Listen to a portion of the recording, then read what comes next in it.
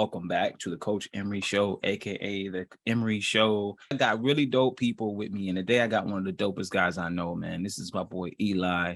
Man, this dude and I go way back, like I'm talking dinosaurs. Me and this dude.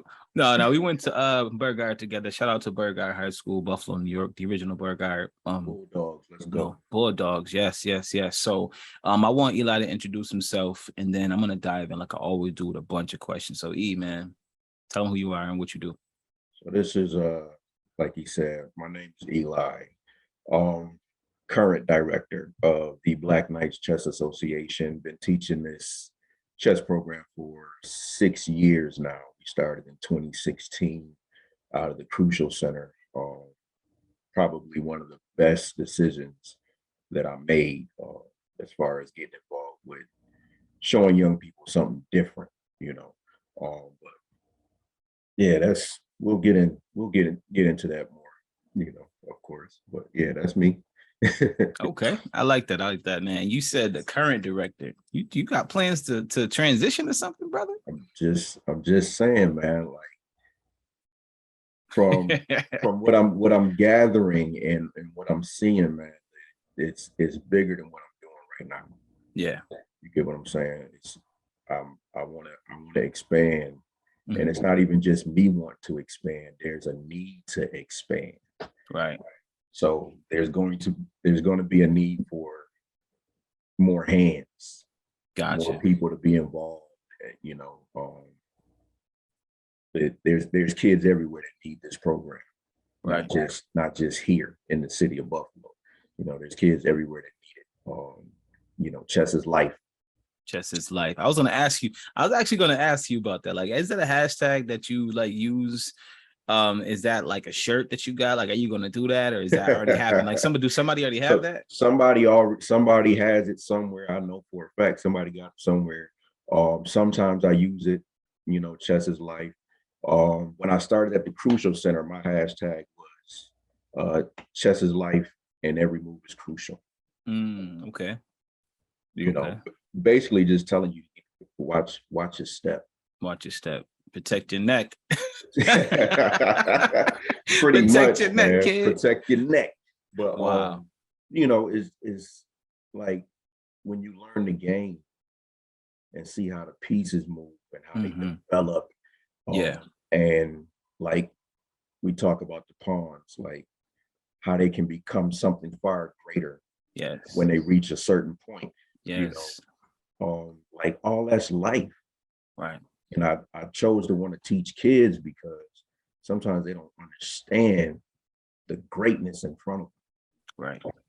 So I'm like a screwdriver. I'm just here to just kind of tighten things up a little bit, kind of fine tune some things, just so they can see that, I appreciate you being that, man, because I didn't understand the importance of chess, right? I didn't have influences around me that played the game at all. Growing up and even into my adult years, it was really, kind of just one of those things I hear about or I see on those movies, especially in Spike Lee movies or any kind of black movie. They always got the people playing chess in the park. And I never got it. Right. It wasn't something that I even understood how to play. Right. And then once you started talking about chess, I'm like, man, that's dope. You know what I'm saying? That's really cool. But then something in me said, hey, like, do you know anything about chess? And I'm like, all right, let me at least find out how the game works. So I downloaded, I think we was in the chat. I'm like, yo, what online version of chess should I play? This was before you even had the program. This is when you was just talking about like working on it and building it. Right. And I started to look at the game and I'm like, yo. And then I started researching like chess openings and like chess masters. And I'm like, yo, this is bigger. And they were talking about it as if it was just chess.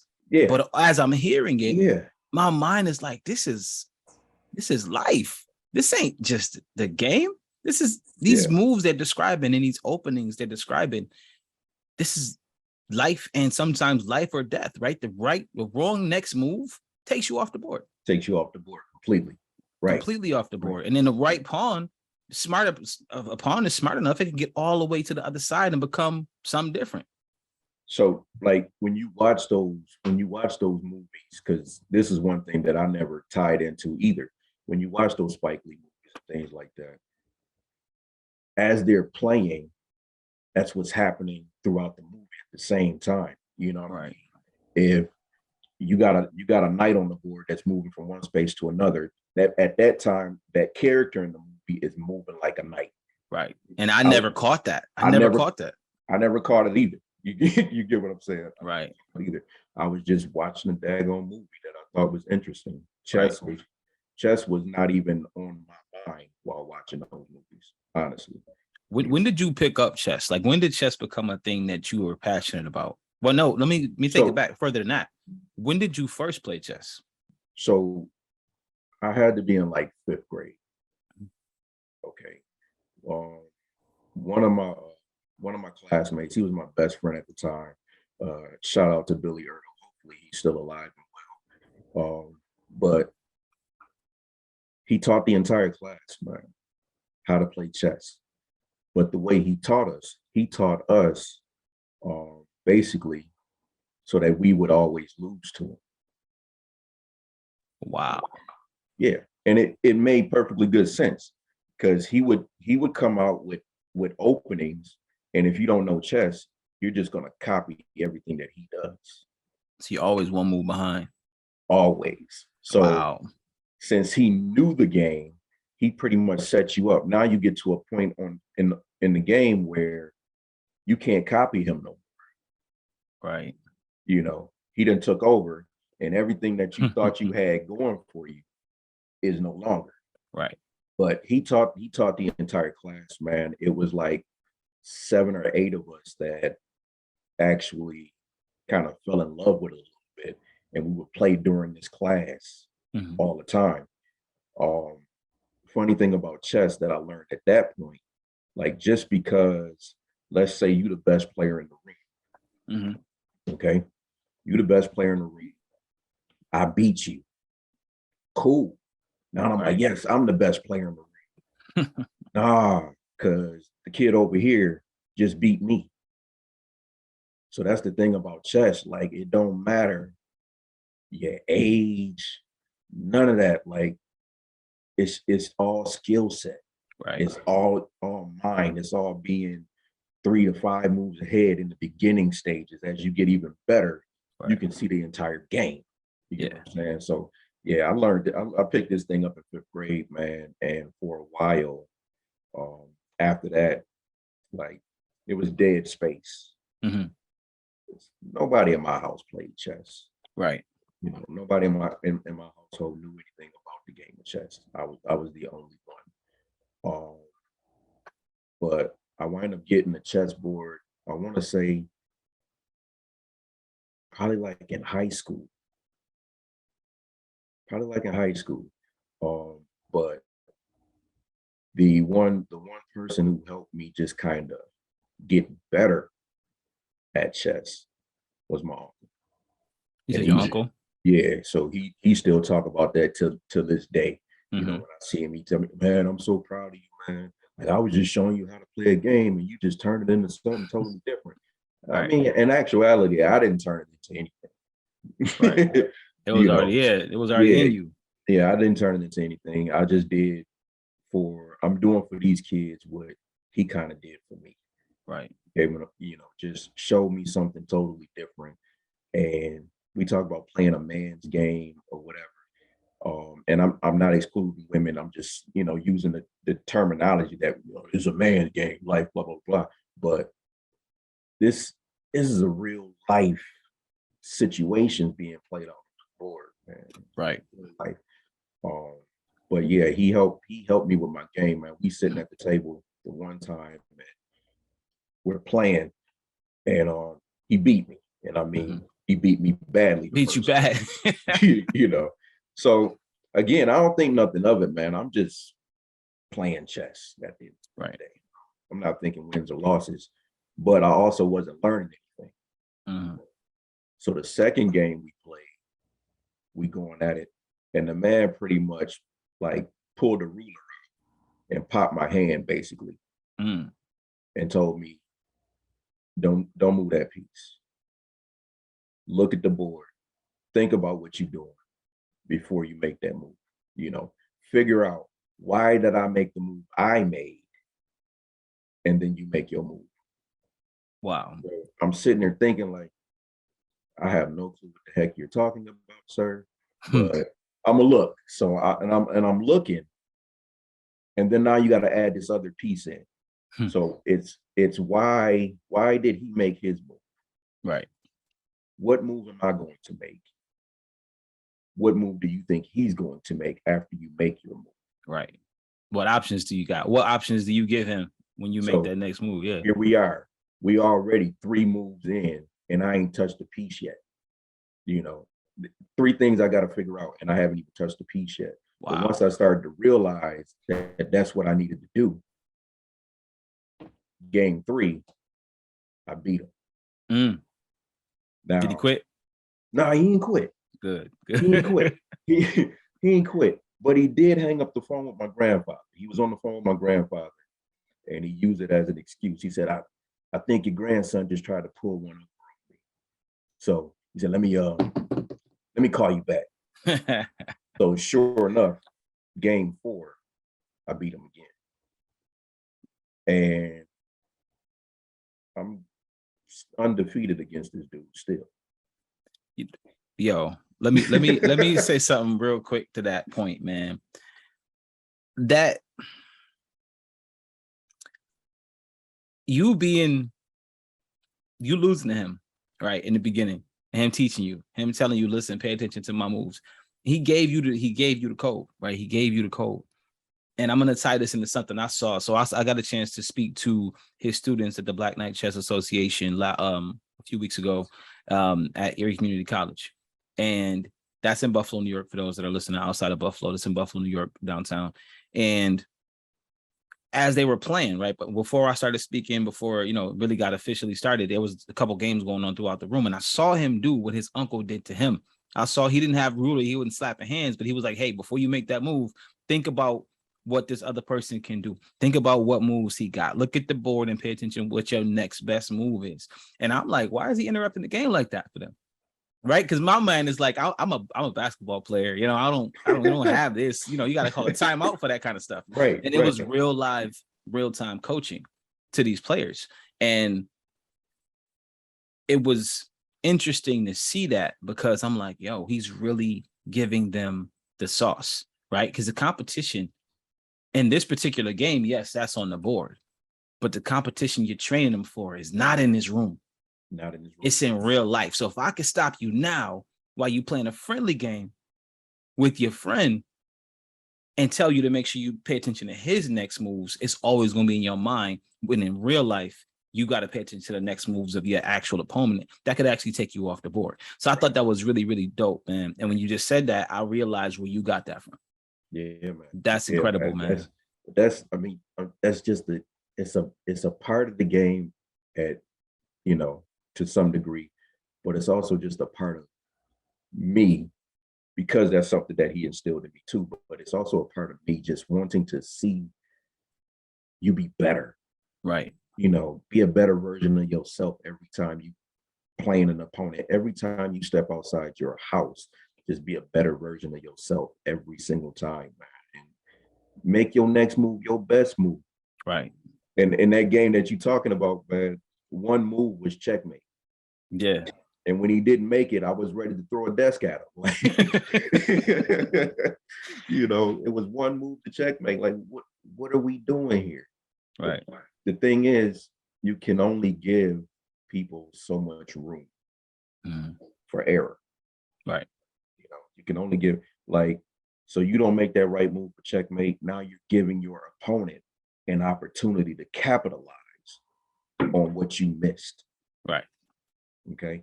So that it's funny that you brought that one up though, man. But yeah, that was it. That was an interesting game. And like I said, I never saw you live coaching, right? The few times I stopped by your classes, there were games going on, but there wasn't much interaction. They kind of was going fluently, this particular game. And just to kind of speak to what he does and the work that he does and how it attracts the students. There's so many students that I saw in there that were fully engaged. They jumped in. start setting up the boards, jump right into playing games. They didn't wait for him to say, hey, okay, y'all can start now. They jumped in the room and started playing. Like everybody that was paired up, maybe exception of 1 or 2 students, they were all playing. It was probably about 16, 17 students in there, just jumped in ready to go. Like it wasn't like they had to wait for instruction to do so. And so it was interesting to me because I'm like, yo, this is really, they're really like drawn to this. And the one student that was playing the game that I'm mentioning before, he wasn't even in that class. He actually had a different class to go to after the game was over. He came early to come into the chess room just to play chess and then go to his class. So when you think about, you know, the programs that are available for kids, you think about the programs that are available for teenagers and high school students, you don't think chess, right? You don't think that. But looking at that classroom of those students, they were fully engaged. They were fully engaged. Everything from the outside world was gone, and this was their world, right? This was their everything in that moment. And most sports allow kids to get that, you know, to get that escape. But this escape doesn't leave you when the game is over. That's the difference that I saw in some of those students. And that's the difference that I saw from understanding the game of chess over time. Is like, yo, when you broke down the 3 moves, being 3 moves ahead, before you even take a move, that's something I had to learn the hard way, getting knocked down over and over in life, not understanding the next move is imperative, right? But as I started learning the pieces of the game, I realized like, yo, this is big. This is not just a game. And now I understand why so many people mention chess, right? So many of our profound conscious leaders talk about chess. Some of our hip hop scholars talk about chess. People like Spike Lee put chess in the movies. He was trying to drop some jewels. He was trying to put something together that we wasn't getting at the time. And I just appreciate you being that for this generation of people. So kudos to you, man, for just being in and stepping in and bringing that to this space. You know, I greatly appreciate that, man. Absolutely, bro. I greatly appreciate that. I'm gonna tell you, you know, some of the same rules I had to apply to my own self, even with starting this program. I just knew that I wanted to do something different. That's all I had. It was like, let's do something different. Right. But there was no, okay, so what move do you need to make? Okay, so I just had this thought in my head, nothing down on paper. I'm speaking with a young man at the Crucial Center, Mr. Gaines, Mr. Daryl Gaines. And we were just going back and forth, kind of like how we do, man. We're going back and forth, bouncing ideas off of each other, man. He said, you know what would be really dope if we had something different, like maybe a chess program or something like that. You don't put something like that in front of me or you, man. You don't put something like that in front of me. You don't challenge us, right? So, I went home, man, and I had an answer for him 10 minutes after I got home. Like, yo, can we start in February? Now I have a start date. I got a location, but now I'm trying to figure out, okay, so where are the people coming from? Because at that time, there wasn't much activity going on at the center, for real. So it's like, where do I draw in the crowd? You know, and that was tough. Right. That was tough. Why? Because it's chess, and you know, because we don't do chess. Right. We play basketball. We play football. We don't know nothing about anything else. Chess wasn't even considered a sport for a while. Right. It is now. So, but you know, the sport of the mind, nobody trying to think for real. I heard comments like chess is boring. I don't think my kid is gonna like that. And I was just like, you gotta at least allow them the opportunity to experience it for themselves. You can't project your feelings for the game onto your child. You know, that's just as bad as the parent whose you know, son just turned 5, 6 years old. And they're like, oh yeah, I'm about to put my son in little league football. He about to be the truth. All right. What if you don't want that? What if he wants ballet? not even what if he don't want that? He really not that kid yet, though. Right. You know, You ain't threw the ball with him out in the lot or nothing. Like y'all ain't do Right. nothing to prepare him for this moment. You know, you just put him out there like, that's my boy. Look at him. He about, oh, Right. he hurt. Why is he hurt? Because he has Because it no wasn't understanding of the prepared. game. No understanding of the game.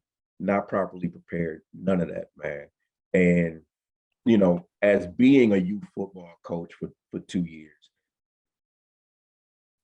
that's what put me in this mindset of I need to be able to teach the game. I don't care what game it is. It Right. could have been football. It could have been basketball, soccer, hockey, baseball. I got chess. It could, I need to be able to teach the game so that Mm-hmm. they can understand the game before they can play the game. Right.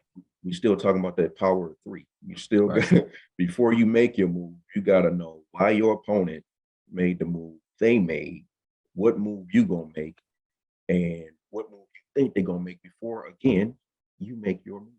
Right. You Now know, that's powerful that you just said something really, really dope, man. And I mean, I don't know if you meant it this deep, but I'm gonna let it be like you said it this way, right? Yo, you said you need to teach the game, bro. That's so deep because no matter what game you're teaching, no matter what sport it is, right? Let me rephrase that. No matter what sport it is that you are working with a student on, when you teach them the game, they understand all games. all games, right? When you teach chess, they're understanding why they play all games. It's completely different. It's completely Completely different. different. And so I'm just really glad that you know that you leaned into that, and we do come from a big football school. A lot of people that we know went on to play football, and that was the thing. I loved football. I was a running back and a wide receiver, and the reason I played that position was because I didn't want to get hit. So I was one of the fastest on the field, and they were like, "Yo, he's really good. He's really good at what he does. How you get so good? I don't want to get hit. I don't want to get hit. I don't want to get hit. I can't lie to you. I'm not trying to be fast. I'm trying to get away from that dude." Like that's part of the reason why I didn't. I wanted to play. I did, but I had two reasons why I didn't. Reason one, uh, I didn't want to get hit either. Reason two, I was scared to tell my mom that I was going to be outside longer than Mm, normal. You know, I was afraid of what her response was going to be if I said, you know, I want to play football. I right, want to play basketball. The only safe thing that I could think of for me was to get a job, right, which is what I did. And she didn't have any issues with that. But, right. you know, Yeah, that, outside was dangerous. Outside was dangerous when we was young, man. It was it was bad. It was bad, especially if you lived, in the urban part of Buffalo. It right. was bad. You know what I'm saying? I'm not saying it's worse now or it was worse then, but it was bad. In that time frame, it was bad, and you didn't want your parents worried. If you didn't want your parents worried, you didn't want to have to worry, and you knew some of the people that was doing the bad stuff, so you already knew where they was at. You ain't want to be around there. Exactly. You knew that, hey, Exactly. listen, such and such is playing football right now. As soon as he get off that field, he about to do It's a something wrap stupid. for him. Yep. I ain't trying to be walking home with that Yep. dude. Like, so Yep. it's like, I love that you said that because you was thinking moves ahead even at that point. You didn't realize it. Already. Right. Already. So, but yeah, man, this has been, like I said, 6 years. I've been doing this. It's been 6, bro. 6 years, man. Wow. So my first year, I taught at least 30 kids in my first year. The very first class I had 3 instructors and 4 students. Okay.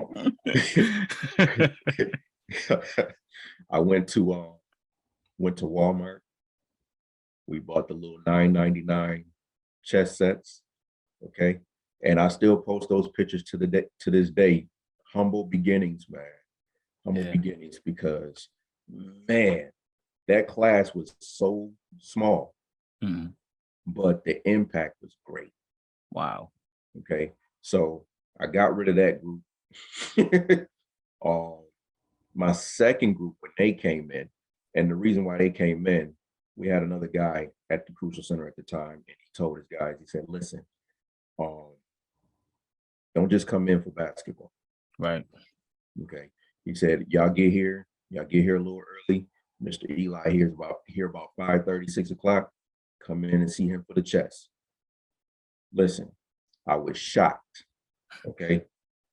20 young men Wow. filled my room, ready to play chess. Wow.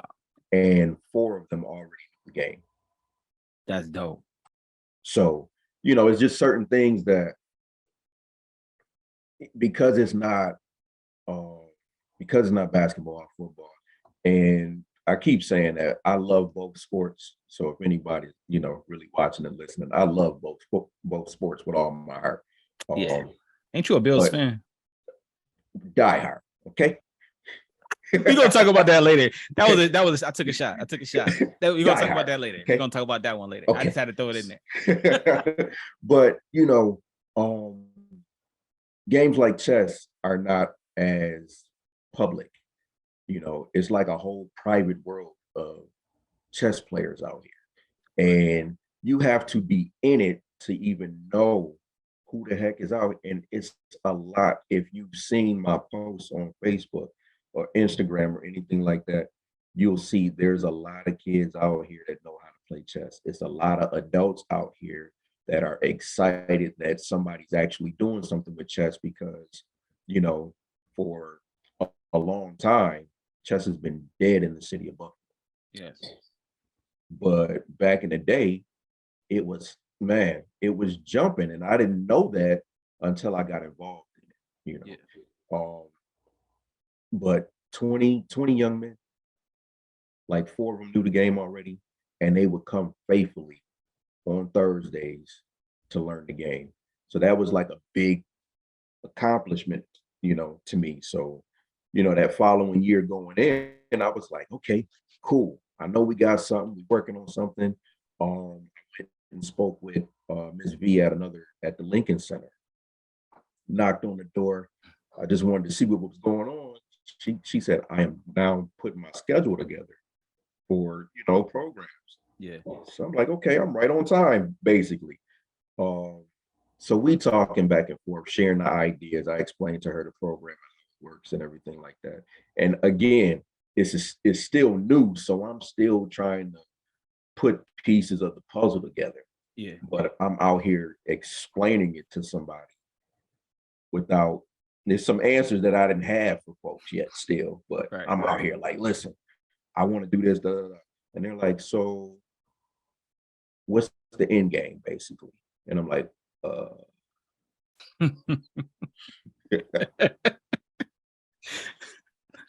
I didn't know the end game, but I'm gonna be honest with you, I still don't know because this thing is turning into something I never expected it to turn into. Right. Okay. So Ms. V says, yo, you can start in October. Gave me a date. We got a start date going. So cool. Now I got my man over at Lincoln Center teaching chess.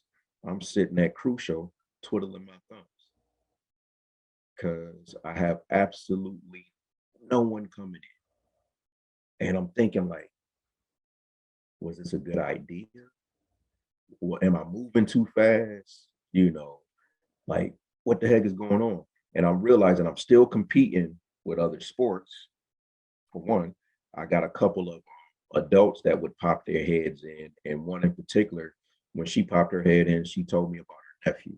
Mm-hmm. Now, her nephew I taught in the first year, and she said, I don't know what you did to him, but like his whole mindset, his behavior pattern, like everything is just totally different, and it was for the better.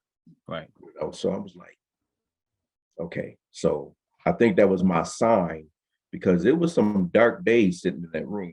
I was going to ask you that. Like, was there times when you were building this thing that you kind of wanted to throw your hands up, you know what I'm saying? Kind of just be done with it, you know what I mean? Or like just give up because it wasn't going the way you thought it would. And how did you manage those times?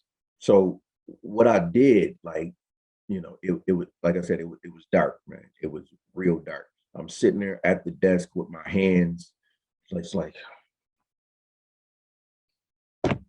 the heck am I doing? So right. I remember you coming down the one day that I was just sitting in the office, and we had a conversation, you know, that was inspiring. I'm not gonna lie. But at the same time, I'm still sitting there like, I know I got the Lincoln Center going right now. There's some kids over there, but ain't nothing going on here. Maybe I should just be done with it. Right. When I first started, I reached out to a bunch of folks that people were saying, "Hey, this person's doing chess. This person's doing chess. Maybe y'all should link up." I reached out to those people, got no response, no nothing. You know, my friends, a few of them that are Yeah. always looking for something for their kids to do. And when I talk to them about chess, they're like, no, I don't know. I Right. just, I'm like, okay, so maybe this ain't it. Is there something else I'm supposed to be doing? I had a lot of conversations, hard conversations with God, me and God, just having a hard conversation like, what am I doing here? You get what Yo, I'm saying? yeah. What am I doing here? Is this what you really need me to be doing? And if not, show me something else. So Yo, it's be careful when you ask that question, man. Yo, listen, be careful. Anybody watching right now, be careful when you ask that question. It's tell it, tell her what happened. listen. In that moment, though, I got a pen in my hand, I got paper, and I'm writing down ways to improve my program so that I can be noticed. You know what I mean? So I'm starting taking notes. I'm looking at the things that worked initially, tweaking those things, making them better. And then something said, "You got to leave this room." So I left the room and I went over to Lincoln and paid a visit over at the Lincoln Center. And I'm looking at my homeboy do his thing over here with this group of kids, and I'm impressed. So it's like, you see this, right? Okay. Like it's not going to waste. Your work is working, like it's doing what it's supposed to do. Right. You know, it's just down over here, but you Right. need to come up out of that. Come up out of that. So I got up out of there, man. And you know, I'm still working on ways of how do I get back? Where are the kids coming from for that particular center? You know, I check my emails. This is all around the same time. I'm checking my emails, and I get an email. We in the month of December 2016, December 2016. The email came in like October 2016. Okay. This was in my spam. So I'm reading this, and it's a coach, chess coach from Elmwood Village Charter School. He's reaching out, basically saying, "Hey, I was looking online at and to see what new chess clubs were out there," and he chuckled because there's no such thing, really. you know, not too many. Just we're gonna start a chess club, and boom, boom, boom. That's what it is.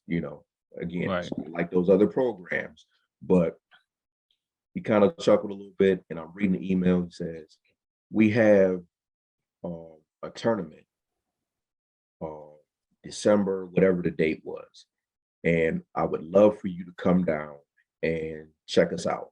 You know, see if it's something that you'd be interested in.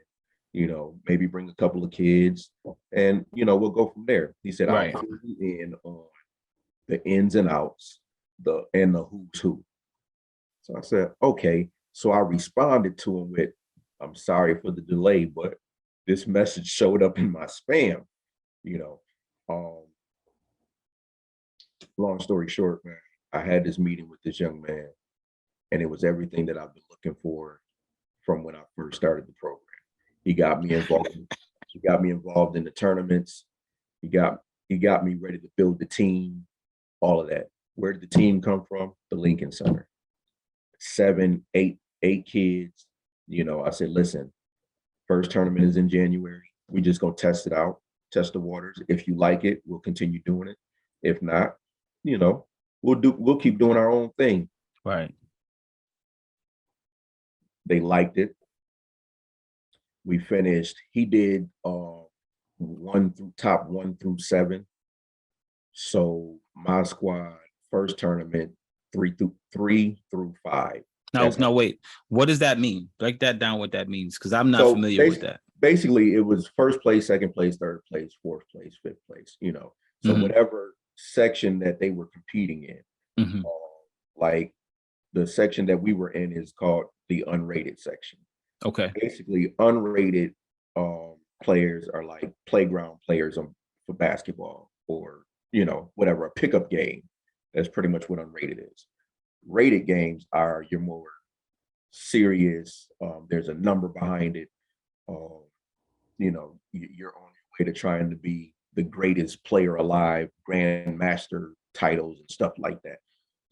And it's recorded nationally. So we played in the unrated section. So it was first through seventh place. And the great thing about Elmwood Village is he gave out some really nice prizes, basically.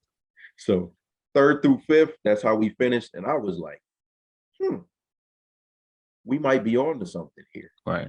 You know, so our first team was formed in January of 2017.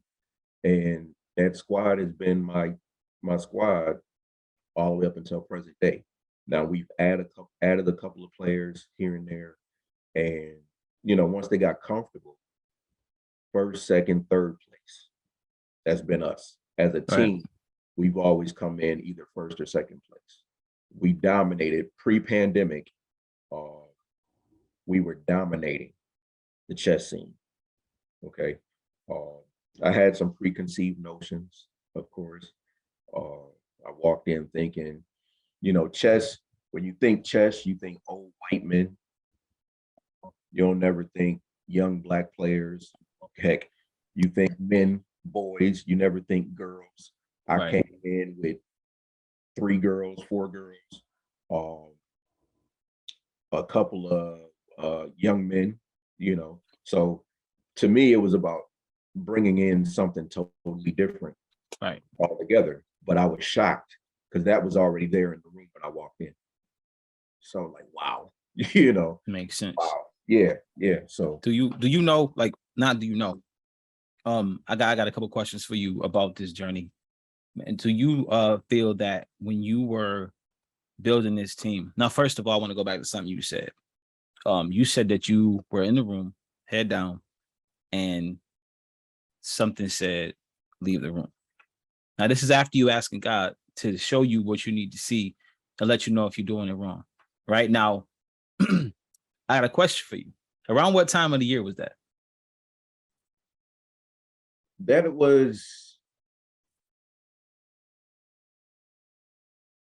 that was that was like in the spring.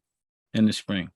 That was like So around in the spring. Yeah. prior to you even saying that, you had got this message from the guy. um, and in that moment, it probably wasn't in your best interest to get that message because what you was doing prior to that was working, right? So you weren't as hungry for new stuff Right. at that Right. time. So when you got it was when you were in a state of, listen, man, I'm thinking about giving up on this thing. I'm thinking about walking away potentially from this thing, and I need something. I need a sign. And then here we are. Fast forward, the sign has been there, but you weren't ready for the sign. You know what I mean? And I always relate things back to timing because it's really powerful how this stuff works, man. Yeah, man. A book I always recommend to people to read is The Alchemist. I always recommend people to read The Right. Alchemist. Right. If you haven't read The Alchemist, get The Alchemist. If you read The Alchemist, pay attention to the next couple of days because I will be doing an episode just breaking down The Alchemist, just breaking down the book and how it relates to life and the things that I got personally from The Alchemist. But I'm gonna fast forward to what I was saying here. Everything was already aligning.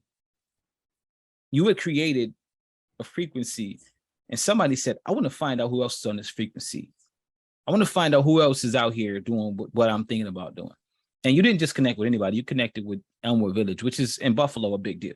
Yes, sir. That's a huge deal. And not everybody gets to participate in the things that they do. So the fact that that connection was made, so geographically speaking, they don't align, right? That's just the first part of alignment that doesn't happen. So most cities have an urban area, then they have a higher level of urban area, then they have a suburban area. Mm-hmm. Elmwood Village or Buffalo, New York is that higher level of urban area. Right. So Right. we're talking about the Crucial Center, which is in the hood. Elmwood Village is in like nice homes and stuff like that. It's Yep. nowhere near each other, right? So the two typically don't meet and typically don't share best practices or participate in the same events together, right? That's typically not how it works. But you ask God to show you what you need to see. And he made sure that, okay, you know what? Let me show him. Let me dangle something in front of him. Let me let him know he's on the right path. Let me give him something that lets him know this is bigger than what he's seeing right now. And I believe that if you would have saw that message sooner, the opportunity wouldn't have been as pressing for you because you already had something that was working. Right. So it could have been like, oh, you know what? I got something going on right now. I'll get back to you. But at the time when you saw it and you needed to see it, you didn't have nothing going on. Right. You were trying to figure out how to expand. And that's what that opportunity presented. So I said all that to say, and I even wrote that down. Sometimes you got to leave the room. You got to leave the room. And it doesn't have to be a physical room. It could be a relationship. It could be a friendship. It could be a conversation. Sometimes you got to leave the room. Yeah, man. Because if you've done all you can in this room, what else can you do? What else can you do? And when you left that room, you saw what you need to see. You went over to Lincoln Center and you saw it's working. You saw what's happening. You saw, listen, it just ain't happening over here. That don't mean be hopeless. That mean be change the objective, shift the focus. Right. So I love that you said that, told that story because there's so many jewels in that story. I could break that down for days, man. But I want to address one specific part of it is like, when you decide to follow a passion, understand that there are going to be days where you sitting there holding your head, that you sitting there ready to give up, that you're going to want to quit, that you're going to want to stop, that you're going to want to say, this ain't going to work. But there's always things around you making you understand like, it's okay. I remember you hitting me up one day, was like, bro, your Fix It on the Fly episode, man, that just changed my perspective on some stuff. And I'm like, man, honestly, bro, I'll laugh with you because I did that episode in a closet with a blanket over my head because I needed better sound. I'm sweating in the closet recording that episode.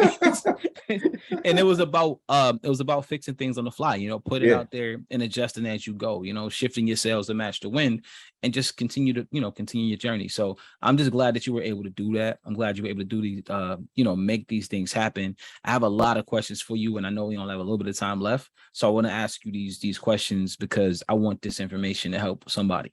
So the first question I have for you is this. When you decided to do chess, right? Did you get the support that you thought you would get? And what did you do? Well, let me just ask that question. Did you get the support you thought you would get right away? No, not at all. I feel like I kind of know where you're going with this a little bit. So I did not get the support that I thought I was going to get.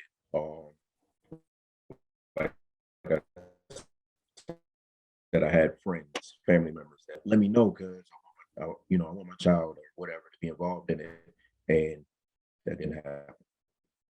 So, initially, like, and I kind of felt some kind of way about it, but I also remembered that there are other people watching. Okay, there are other people looking in. So it doesn't necessarily have to be this group of people that come in. There's somebody else that's gonna come in. And basically, like once the team was formed, once I started showing my work, once I started showing my team smiling and holding trophies, now I'm getting messages, I'm getting phone calls, I'm getting texts, I'm getting everything about how can I get my child involved. Right. What can we do to support you? Do you need anything? Stuff like that. And right. I'm gonna be honest, me initially, I almost went back to Smart Response, Mr. Eli from way back in the day. When I was, you wasn't with me when I was shooting in the gym, huh? Man, listen, I really wanted to just be like, I don't even want you. I don't need your help, Right. But, or an even better one. Remember you said chess was boring. Your child wouldn't be interested. I was ready to say those things. And I was like, Thank you so much. We're meeting at Tuesdays and Thursdays here and there, blah, blah, blah. These are the times. You're more than welcome to join. I took that approach. Right. So you still got an opportunity to come if you want. Mm-hmm. If not, at the end of the day, I know what I have. So, if you miss out, you missing out big. It's not Right. something. Right. Right. And what that did was it left the door open for them to continue to not show up. It left the door open to continue to flake, but it also left the door open for them to come and witness what was happening, right? That 5-year-old boy we talked about earlier, that whose dad threw him in the football and he got injured, and now he's like, man, I see these kids on here holding trophies every time he posts something. I want my kid to be a winner. Maybe I should call this guy. You're right, but that was the same parent. Chess is boring, but your kid not good at football. Your kid not great at football, and that's no diss to your kid. Everybody's not good at everything, but let them find what they're great at. Let them find what feeds them, and then let them go into the world and pick the different thing. But you can't tell them what they're going to be great at when you don't know where their greatness is. Right. So I think that's amazing that you did take that response, because you probably wouldn't be in the position you're in right now had you responded the other way. Exactly. So my next question to you is this: what is a lesson that you've learned? And I feel like you just gave a lesson in that statement right there. But as far as building the business itself, what's a lesson that you learned that you would like to share with other people who are building businesses based on their passion? Man, be diligent.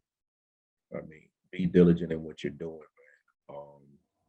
A lot of times when I approached anyone about what I was doing with chess, I spoke a lot of it from the heart.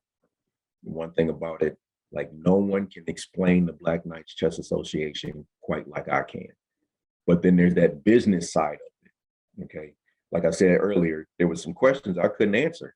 I had to dig for those answers. They're like, okay, so now sometimes you got to take your heart out of it a little bit and work on that business aspect, because the thought process is always going to be great. Everybody's going to love the thought process of the business and what it can be, and what they can kind of see your vision a little bit, where you're trying to go with it. But if all you know is just surface information, and if that's all you can give them, then 9 times out of 10, they're not going to really rock with you. I found that out the hard way. Yeah. Fix it on the fly. When you hit with that joint, man, like, I was seriously like, that's it. Sometimes you can't wait for everything to be perfect. Right. I'm gonna say, just even when things don't look right, they don't feel right, it's looking dark, you feeling like you're all by yourself, keep going. Yeah. Don't stop. And I'm gonna take it back to just get out of that room, get out of that head space, get out of that mindset, get away from the people that are pulling you down, whatever the case may be. Just kind of heck, even the business itself, just step away from it for a second. Yeah. Take a deep breath, come back. If you're doing something on your computer, whatever the case may be, come back, take a look at it, and try to look at it from a different mindset. Right. Because we get caught up just staring at things from one way for a long time and trying to figure out why it don't work. Right. Yeah. Man, I love that. And I love that you shared that piece, because a lot of people forget about the diligence of what it takes to build a business. And just because you're being diligent doesn't mean you can't be malleable, right? Right. You can still be adjustable. You don't have to, you can still change the direction, but be diligent. Then I want to shout out somebody who brought me back to that space. So I did that episode in 2020, right? That was my first podcast episode. I did it, I believe, in 2019 or 2020, one of the two. And big shout out to Dennis Wilson. A couple months ago, right? I was going through this pre the Coach Emery show, right? I had been talking about building this. I had been talking about building that. And Dennis Wilson, I was in Oak Room, and I was feeling like real miserable, feeling real miserable. My business wasn't going the way I wanted to go. It's a lot of things was just, he was like, you know what, E? And it's crazy because we never really had a heart-to-heart talk like that. He and I, Right. we were in the same circle, but we never really had a heart-to-heart before this moment. And I'm sitting there drinking my drink at the bar, and he's like, "Yo, E, you gotta stop." Like, I'm like, "What you mean, bro?" He was like, I could see what you're doing. He was like, "You waiting for everything to be perfect.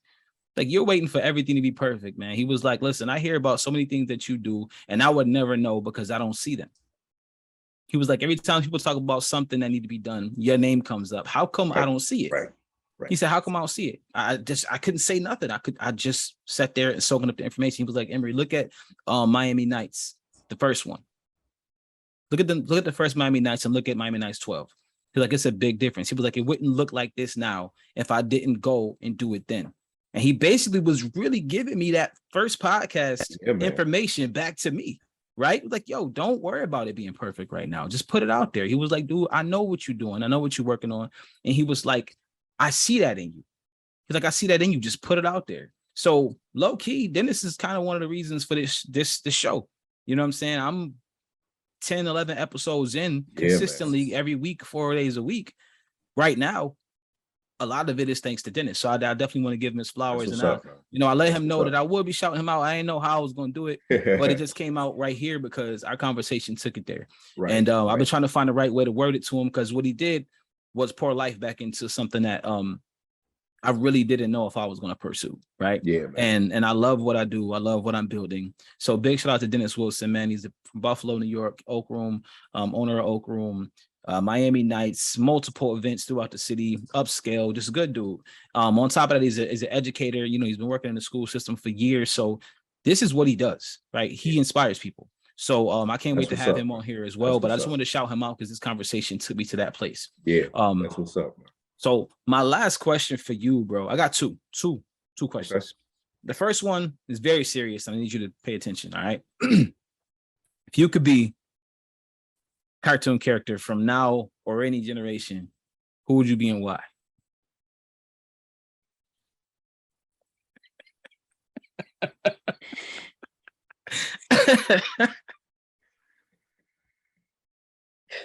Got 10 seconds. Wow.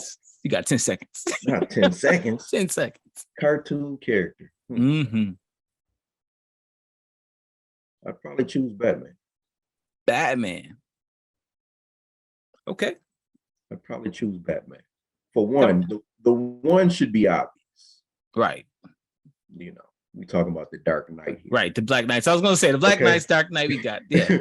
The one is obvious. And it's not because he had a special skill set or anything like that, man. But the man was just the character itself, the gadgets, the fast car, being able to get in and out of situations unnoticed. Right. The superhero behind the scenes. And that's pretty much up until this thing blew up, that's pretty much what I kind of aspire to be, that superhero behind the scenes. Right. Now let's talk about that a little bit, man, because I mean, I love that you picked Batman. But before we started recording, we talked about both of us. I ain't want to be on the scene. You didn't want to be on. Sometimes your journey and sometimes your path, sometimes your passion requires you to be on the scene. Yeah, man. You got to get comfortable with that. I had to get comfortable with that. I don't want to be talking to y'all, man. And I like y'all. I just don't want to be on the camera. But right. Something about this mission called me to do it. And if you don't get out that room, you're never going to get what is there for you, right? If you don't never take advice from great people like Dennis or myself or Eli, you're never going to get to that next space. And there's people all around you that are telling you something that's going to change your life. Not everybody around you is giving you great advice, but there's somebody whose advice is resonating in your mind over and over and over again. Man. And when it's that sound advice, when that person is speaking to you either from a place of experience or a place of desire to see you win. Take that advice. Get out the room. Check your spam. Check the other location. Get up and go and see what's really going on. You know what I'm saying? Take inventory of your life, man. So just understand that you're going to get uncomfortable on your journey. You're going to get uncomfortable when you're following your passion. Why would that journey be comfortable? Why would it be comfortable?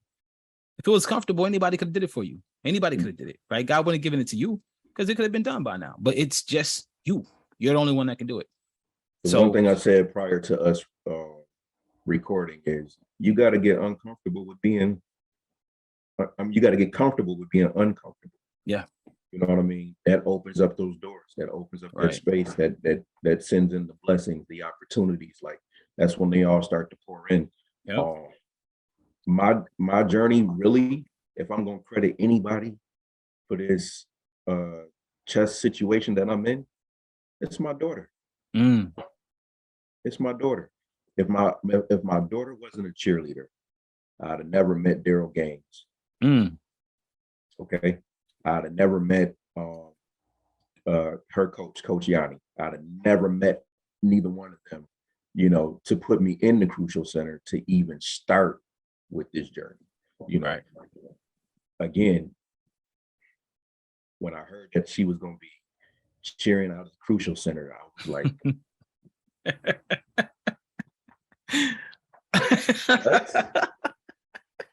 I'm like, I don't know.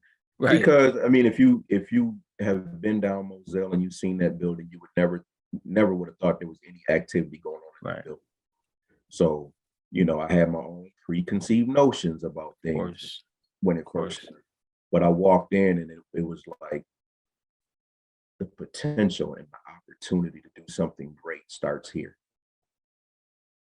Like that's how I looked at it, you know. That's how it works, man. Yeah.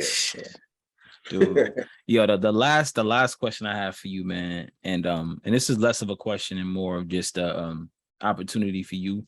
I want you to share where people can find Black Knights Chess Club, Chess Association, where people can find you, how they can contact you if they want to be a blessing and be a sponsor, or if they want to send their kid to be a part of it. Like what ways can they contact you and how? I want you to spend some time and just let them know all the things, all the stuff.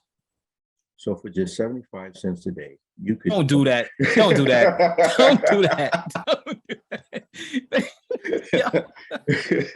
that. So, and all jokes aside, if you'd like to get in contact with the Black Knights Chess Association, you can find me at www.blackknightschess.org.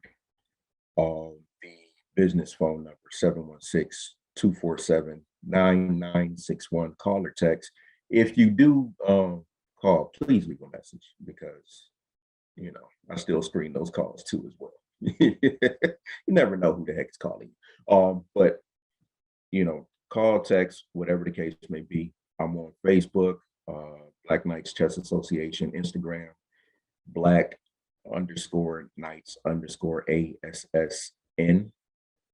So, you know, we're always looking for students. I am currently looking for helping hands as well, you know. So if there's any individual out there that is strong-minded, strong-willed, interested in working with the youth, and I mean have a true passion for working with the youth and wanting to make them greater. And the reason I'm saying that is because I witnessed something in the last 6 weeks with doing my classes that kind of disappointed me a little bit, because we have a lot of programs out here that are not 100% for the youth, even though they say they're for the youth. I'm for your kids, okay? The reason why I keep going at this so hard is because I don't want to disappoint your kid. They may have already experienced enough disappointment. Last thing they need is another one, okay? Right. But I'm always looking for, you know, more help. Donations, Cash App, $ Black Knights Chess. I think that covers everything. Cool, man. Listen, bro, I appreciate you for just being who you've been. You know, we've had a lot of conversations over the years. You probably talk more now than we did when we saw each other every day. Right. But the conversations that we've been having, they're life-changing.